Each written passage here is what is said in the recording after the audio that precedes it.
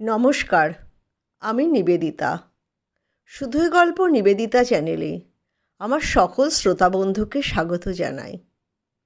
অনুগ্রহ করে চ্যানেলটি সাবস্ক্রাইব করবেন।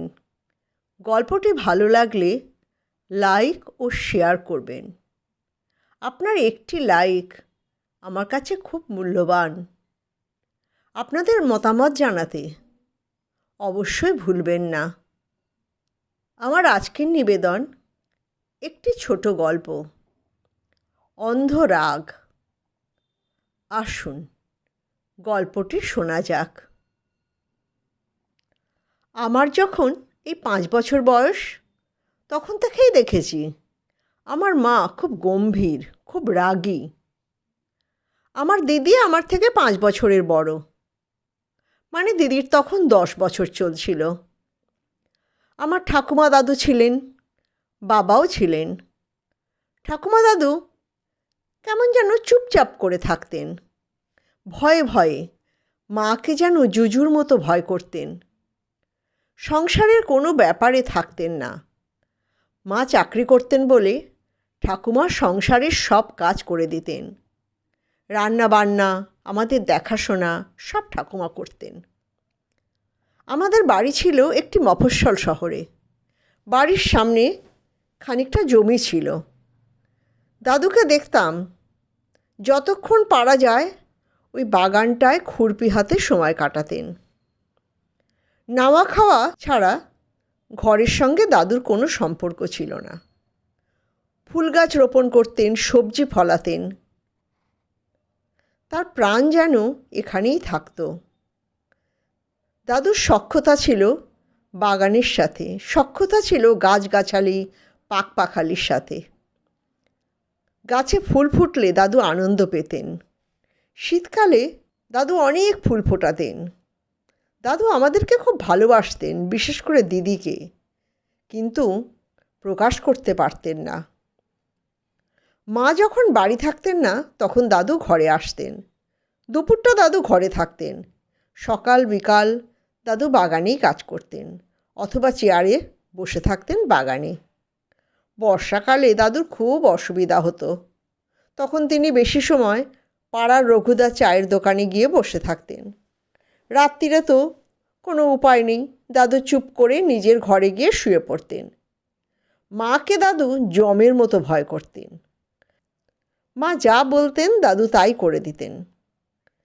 মা কিন্তু বেশি কথা বলতেন না, কিন্তু মায়ের চোখ দিয়ে যেন আগুনের হলকা বের হতো। আমার বাবা ছিলেন নিরীহ মানুষ, কেমন ঢিলেঢালা, ভোলা ভালা, গোবেচারা।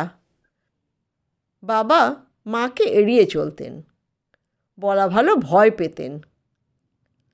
বাবা ছিলেন হাই স্কুলের অঙ্কের শিক্ষক। আমরা যে মফস্বল শহরে থাকতাম সেইখানেই। মা কলকাতায় যেতেন চাকরি করতে। আমাদের 2 বোনকে সবাই ডাকত অয়না আর নয়না বলে। বাবা আমাদেরকে খুব ভালোবাসতেন।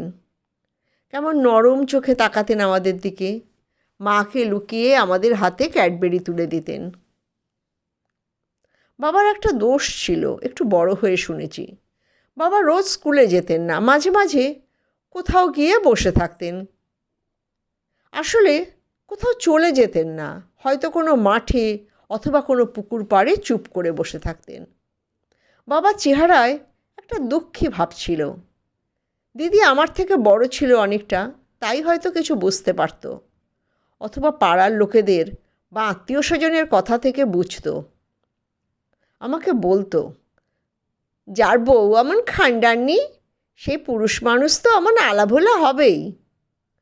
কোথায় বরকে একটু ভালোবাসবে তা না, সব সময় দাপ দাপ করে গেল। এত অহংকার ভালো নয়। কবে কি হয়েছে তাই নিয়েই পড়ে আছে। আমরা বুঝতে পারতাম না কি হয়েছে। আমরা 2 বোন, তখন 15 আর 10। কেউ খুব ছোট না। একদিন সকালে শুনি মা রাগ করে ঠাকুমাকে বলছে, পাগলের গোষ্ঠী, পাগলের গোষ্ঠী, এমন ছেলের সঙ্গে বিয়ে দিয়েছিলেন কেন? একটা মেয়ের জীবন নষ্ট করেছেন। আমার মেয়েগুলোর মাথায় পাগলের বীজ আছে নাকি কে জানে। ওদের যে ভবিষ্যৎ কি হবে। ঠাকুমা খুব আস্তে করে বলেন, বৌমা, তুমি খোকাকে পাগল পাগল করেই গেলে। ও তো একটু শান্ত, নিজের মনে থাকে, চাকরি করে, সংসারে টাকা দেয়, তাও তুমি পাগল বলবে। তুমিও তো আমার ছেলেকে কোনো দিন একটুকু ভালোবাসোনি। আমরা তো একটা কথাও বলি না। ঠাকুমার মুখে আমরা কোনো দিন এত কথা শুনিনি। মা রাগে চোটে ঠাকুমাকে শুনিয়ে দিল, অমন মেদামারা পুরুষকে কেউ ভালোবাসতে পারে না। পুরুষের মতো পুরুষ হলেই মেয়েরা ভালোবাসবে। ঠাকুমা চুপ। আমার যখন বছর 15 বয়স, তখন একদিন ঠাকুমাকে বলতে শুনেছি এক আত্মীয়ার কাছে, খোকা তো আমার ঠিকই ছিল, বৌমাই পরপুরুষের সঙ্গে সম্পর্ক রেখেছিল, তাহলে বিয়ে করলো কেন? আমার ছেলেটা কেমন আলাভোলা হয়ে গেল। আমি এখন এই সংসার ফেলে, মেয়ে দুটোকে ফেলে কোথায় যাই বলো তো? ছেলের মায়ায়, নাতনিদের মায়ায় আটকে আছি। মরণ হলেই ছুটকারা পাবো। আর আমাকে বলে পাগলের গোষ্ঠীর সঙ্গে বিয়ে হয়েছে। আমি কি জানি না এত দেরি করে অফিস থেকে বাড়ি আসে কেন? সেই পরপুরুষের সঙ্গে সময় কাটিয়ে আসে। আমার হয়েছে যত জ্বালা, সংসার সংসার করে মরি, একটুও নড়তে পারি না। ঠাকুমা মনে সব জ্বালা যন্ত্রণা বের করছে। আমরা বড় হয়েছি, মানে ঠাকুমা দাদু আরও বুড়ো হয়েছে। সত্যি ঠাকুমা এখন ক্লান্ত হয়ে পড়ে। আমার মা বাবা কেউই ঠাকুমা দাদুর দিকে দেখে না। বাড়িতে থাকে, তাই খায়, ঘুমায়, আর বাকি সময় কাজ করে। আমরা 2 বোন নিহাতি ভালো ছিলাম। কোনো বন্ধু বান্ধব গল্প গাছাতে থাকতাম না। আমাদের পড়াশোনা নিয়েই থাকতাম। আমি আর দিদি গান শিখতাম। দিদির গলা খুব ভালো ছিল। ঠাকুমা বলতেন দিদি নাকি বাবার মতো সুন্দর গান করে। আমরা 2 বোন একদিন খুব করে ঠাকুমাকে ধরে পড়লাম, ঠাকুমা, আমাদের বাড়িটা এরকম কেন? সবাই কেন আলগা আলগা থাকে বলো না? আমাদের বন্ধুরা কত জায়গায় যায়, মামার বাড়ি, মাসির বাড়ি বেড়াতে যায়, আমরা কোথাও যাই না কেন? ঠাকুমা প্রথমে খুব কাঁদলো, তারপর বলল, সবই আমার কপালের দোষ রে ভাই। আমার ছেলেটা যখন স্কুলে চাকরি পায়, তখন সে একটা মেয়েকে ভালোবাসতো। সেই মেয়েটাকে বিয়ে করতে চেয়েছিল আমার ছেলে, কিন্তু মিনতি, মানে সেই মেয়ের মা বাবা রাজি হয়নি। তারা বলে তাদের মেয়ে সুন্দরী, চাকরি করে, তারা ডাক্তার ইঞ্জিনিয়ারের সাথে বিয়ে দেবে, স্কুল মাস্টারের সাথে বিয়ে দেবে না। তা সেই মিনতির বিয়ে হয়ে গেল। আমার ছেলেটা কেমন যেন হয়ে গেল। সে কেমন একলা হয়ে গেল, কারোর সাথে কথা বলে না, চুপচাপ থাকে। কিন্তু ওকে কি পাগল বলে তোরাই বল? সবাই বলল বিয়ে দাও, ঠিক হয়ে যাবে। আমি মেয়ে খুঁজে বিয়ে দিলাম। তা তোর মার যদি অন্য পুরুষের সঙ্গে সম্পর্ক ছিল, তাহলে বিয়ে করলো কেন? আর আমার ছেলেকেই বা সারা জীবন বিঁধল কেন পাগল পাগল বলে? সারা জীবন আমাকে কথা শুনিয়ে গেল পাগলের গোষ্ঠী। পাগলের সঙ্গে আমার বিয়ে দিয়েছে, আমাকে ঠকিয়েছে। আচ্ছা বল তো, ওর মা বাবা তো দেখে শুনেই বিয়ে দিয়েছিল। ওরা কেন তোর মায়ের তার পছন্দের ছেলের সঙ্গে বিয়ে দেয়নি? তোদের জীবনটাও তো কেমন ছন্নছাড়া হয়ে গেছে। আমার ছেলেটাকেও তো কোনো দিন ভালোবাসলো না। তোরা ভালো করে পড়াশোনা কর রে, করে নিজেদের পায়ে দাঁড়া রে দিদিরা, এই বাড়ি থেকে বের হবার পথ দেখ। আমি হায়ার সেকেন্ডারি দিয়েছি, দিদি ইউনিভার্সিটিতে পড়ছে। দিদি আমার থেকে ভালো পড়াশোনায়। দিদি সায়েন্স নিয়ে এমএসসি করছে। আমাদের বাড়ি একই রকমভাবে চলছে, যে যার নিজের মতো। বাবা আরও উদাসীন হয়েছে। মার মেজাজ যেন কি না পাওয়ার যন্ত্রণায় সব সময় সপ্তমে চড়ে থাকে। ঠাকুমার ভাষায় মার পরপুরুষও নিজের মতো সেটেল করে গেছে, তাই মার রাগ আরও বেড়ে গেছে। এই রকম সময়ে বয়সজনিত কারণে দাদু চলে গেল। আমি আর দিদি নিজের মতো থাকি। দাদু চলে গেল, শান্তি পেলেন। ঠাকুমাও বললেন শান্তি পেল। দিদি এমএসসি পাশ করলো, চাকরির চেষ্টা করতে লাগলো। আমি কলেজে পড়ছি। মা একদিন হঠাৎ এসে ঘোষণা করলেন আমি নয়নার বিয়ে ঠিক করেছি। মা তো কোনো পরামর্শ করেন না, নিজের সিদ্ধান্ত জানায়, যেন কিছু ঘোষণা করেন। মার কোনো পরিচিত ব্যক্তির ছেলের সাথে। ছেলে ইঞ্জিনিয়ার, বিরাট চাকরি করে, অনেক মাইনে, কলকাতায় নিজেদের বাড়ি আছে। বাবা মৃদুস্বরে আপত্তি জানাতে চেষ্টা করেছিলেন, মা ধমকে চুপ করিয়ে দিয়েছিলেন। বাবা তারপর দিদিকে চুপি চুপি বলেছিলেন তুই আপত্তি কর, আমাদের সেই মেরুদণ্ডই তো তৈরি হয়নি। মার কথার উপর কথা বলি। দিদি, যার 23-24 বছর বয়স, সে কিচ্ছু করতে পারল না। অনেকগুলো চাকরির পরীক্ষা দিয়েছিল, কিন্তু মা অপেক্ষা করল না তার রেজাল্টের। দিদিকে একদিন দেখতে আসলো ছেলের বাড়ির লোকজন।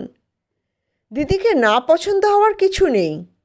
এক ফাল্গুন মাসে দিদির বিয়ে হয়ে গেল। দিদি ইতিমধ্যে একটা ব্যাংকে চাকরিও পেয়ে গিয়েছিল। ছেলের বাড়ির ভালোই হলো, চাকরি করা মেয়ে পেয়ে গেল। দিদি শ্বশুরবাড়ি কলকাতায় চলে গেল। আমি খুব একলা হয়ে গেলাম। কলেজ যেতাম, বাড়ি আসতাম। ছোট থেকে সেভাবে বন্ধুবান্ধব তৈরি হয়নি, তাই কেমন একল সেরে হয়ে গেলাম। কলেজ, পড়াশোনা আর বাড়ি করতাম। দিদি খুব কম আসতে পারত। ওর শ্বশুরবাড়ির লোকেরা আসতে দিত না। দিদি খুব শান্ত ছিল, কোনো দিন কোনো প্রতিবাদ করতে পারত না। ইতিমধ্যে ঠাকুমাও চলে গিয়েছিলেন। বাড়িতে আমি একাই থাকতাম বেশি। একদিন দিদি বিধ্বস্ত অবস্থায় বাড়ি আসে, আমাকে জড়িয়ে ধরে কাঁদতে থাকে। আমি বুঝতে পারি না কি করব। দিদি কাঁদতে কাঁদতে বলে আমি কি করব রে অয়না, আমার বর একটুও ভালো না, ওর অনেক বদরোগ, 3-4টে মেয়ে নিয়ে ঘোরে, রাত্রির হলেই টলতে টলতে বাড়ি ফেরে, অনেক রাতে বাড়িও ফেরে না রে, কার কার সঙ্গে কোথায় কাটায় কে জানে। যেদিন ফেরে সেদিন আমি নিজেকে ভুলে যাই। আমার উপর অকথ্য অত্যাচার চলে।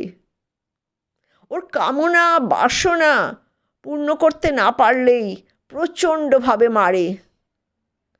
মা বাবাকে পাগল বলতো, এমন শান্ত সুন্দর মানুষ, আর আমাকে কার সাথে বিয়ে দিয়েছে রে? দেখ আমাকে কিভাবে মারে, আমার পিঠে দাগ দেখ। মা অফিস থেকে এসে সব শুনল।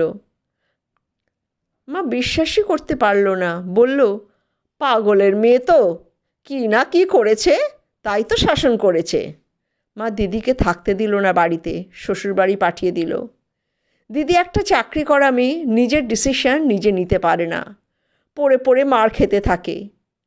আমার মা আমার কাছে সব শোনে, কিন্তু কোনো বোধোদয় হয় না। আমার মা মনে হয় আমার বাবার মেয়ে বলে আমাদের উপর শোধ নিচ্ছে। আমি নিজেকে মনে মনে তৈরি করছিলাম। আমার গ্র্যাজুয়েশনের ফাইনাল পরীক্ষা হয়ে গেল। আমি চাকরির চেষ্টা করছিলাম, ছোটো মোটো একটা পেয়ে গেলাম। আমি ঠিক করেছিলাম আমি বাড়ি ছাড়ব, এই বাড়িতে আর থাকবো না। মনে মনে প্ল্যান করে রেখেছি কলকাতায় কাকার বাড়িতে থাকবো, যাদের সাথে মা কোনোদিন কোনো সম্বন্ধ রাখেনি। তারপর দিদিকে নিয়ে আমি কোনো আলাদা জায়গায় থাকবো। কিন্তু আমার কপাল, একদিন খবর আসলো দিদি গলায় দড়ি দিয়ে আত্মহত্যা করেছে। আত্মহত্যা করেছে না মেরে ঝুলিয়ে দিয়েছে কে জানে।